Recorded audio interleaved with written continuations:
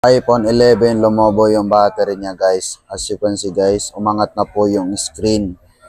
So, tanongin natin si ma'am kung ano pa ba nangyari sa iPhone 11 niya, bakit po umangat yung screen niya. So, ay ma'am, ano pa ba nangyari dito ma'am, bakit umangat? Nung chinarge ko po siya nung hapon, tapos after po nung gabi, ayan, bigla na lang po siya lumubo. Pagkagising mo, lumubo na agad, Lumubo. instant. Nakaangat na Apo, siya. nakaangat na po siya nung nagising ako. Pero nung sinerge mo, hindi naman nakaangat. Hindi po. Okay. So, yun nga guys, narinig nyo naman yung sabi ni Madam. So, ngayon yung sabihin sa akin mga content creator ng iPhone na hindi lumolobo o hindi nakakasira ng battery yung overcharge. Ano pala ang pag-explain na lang to. So, siguro kayo na bahala, palitan na namin to ng bagong battery. So, yun nga guys, kakopy lang namin nung iPhone 11. Ayan siya guys, lumobo talaga siya. So, hindi siguro, kumbaga, now, na-overcharge na talaga yung battery niya. Ayan, umangat na oh.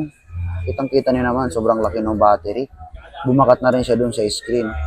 So, ang gagawin namin dito is papalitan namin siya ng panibagong battery para naman mag-fit yung LCD para na mga magamit ni ma'am.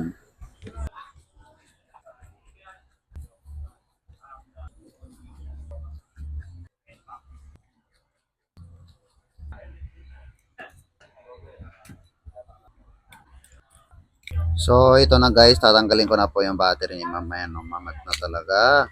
Ayan. So, ang manufacturer ng battery ni ma'am is 2023. Oh, grabe no, lumobo talaga. Mayroon pa lang talagang ganun na kakabili mo lang, lumulubo na agad yung battery. Kumaga, doon ako nagtataka eh. Ginarge. Tapos pagka gising ni ma'am ng 5 p.m. daw, 5 a.m., biglang umangat na yung screen niya or lumobo yung battery. Sige, kaya wala tayong magagawa, palitan na natin.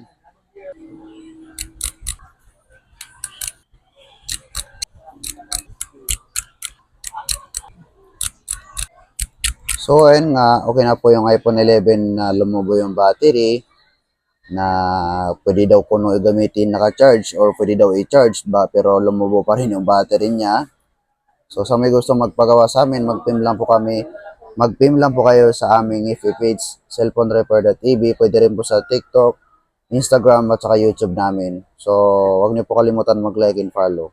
Let's go, bigyan natin to kay ma'am kasi para magamit na